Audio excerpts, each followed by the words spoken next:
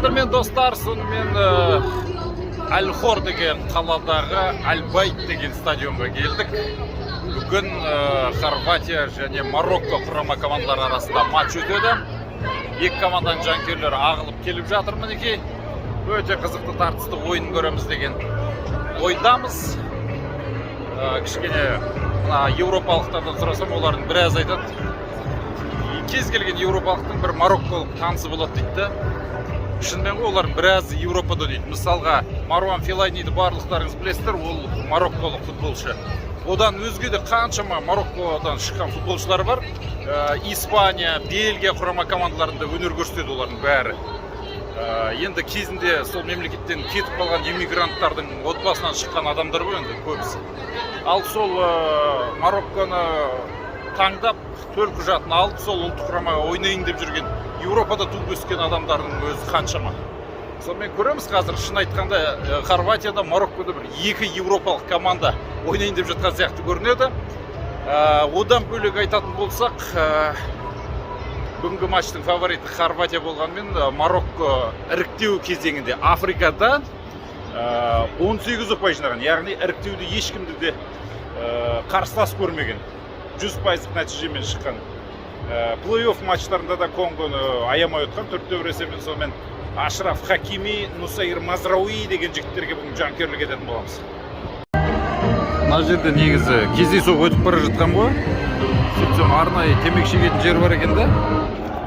Мынау не деп ойлайсыздар? Мынау зажигалка ғой негізі. Осыны басасыз да тұтандыра бересіз. Мықты, осындай жерлер жасап қойған.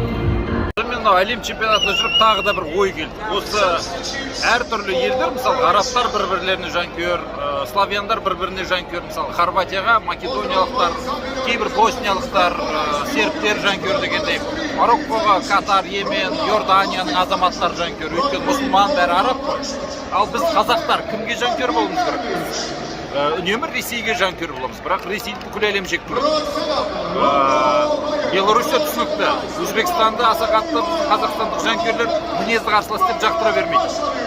Қырғызстан жақын арада әлем чемпионатына шықпайды, тәжіктер сәл алыстау, Түркменияда сондай.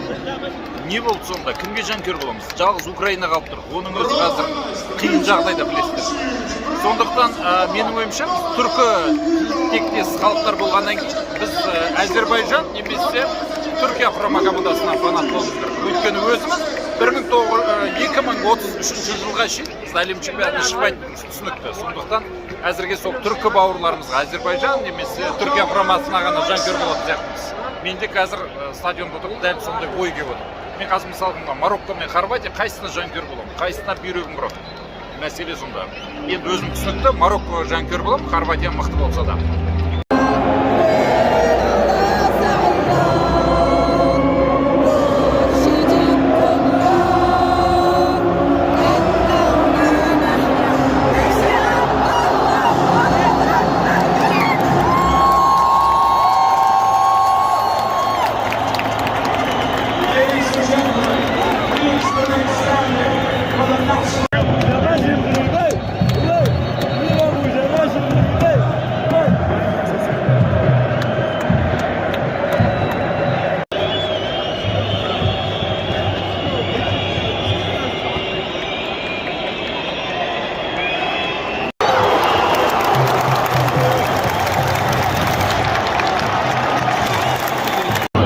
Марокко құрамасы Хаким Зиеш.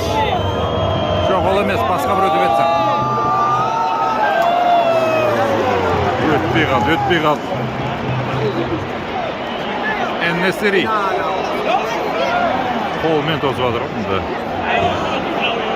Нусайр Мазрауи. Хорватия құрамасы қарымта жылдам шабуылға шығып бара жатыр. Қазір тамаша мүмкіндік. Ары қарай 3 адам жауып тұрады. Ары қарай пас берсе болды, ортада доп! Соққы. Бұрыштама.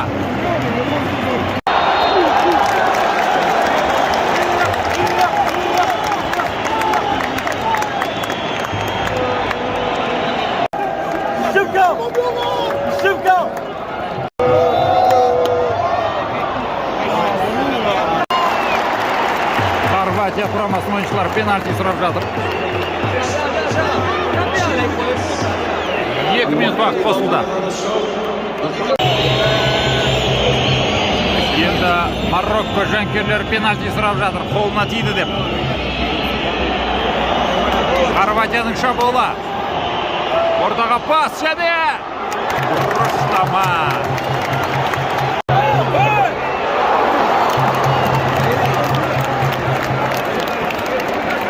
My name is Salahuddin Ben Arim, 22 years. I am Moroccan. I come from Istanbul in Turkey to here with bicycle to support Moroccan team.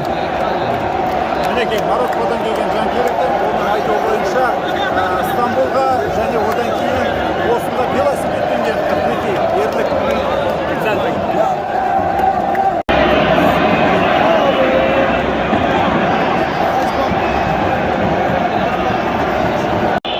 Хорватияның бұрыштама добы көтерді. Доп әлі де шақпақ жейделерді әуелете асырылған доп және Деян Ловрен. Тағы бір бұрыштама.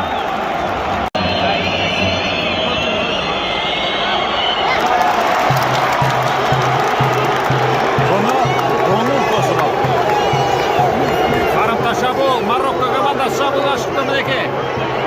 Пас бермей жатыр. Пас. Пенальти қайда.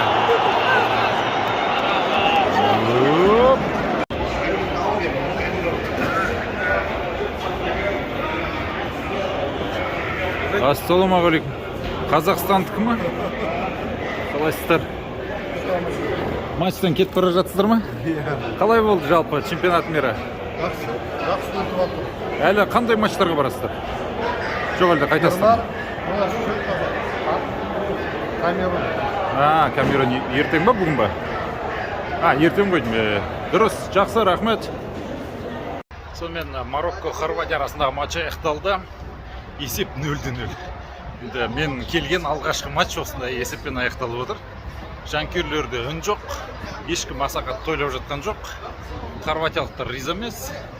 Марокко жанкүйерлері жарайды деп тұр. Өйткені еуропалық команда, Хорватия топтың фавориті. Олармен 0-0 тең ойнау, 1 ұпай алу жалпы жаман нәтиже емес олар үшін. Сондықтан енді келесі ойынды күтеді олар. Екеуіне де жеңіс қажет.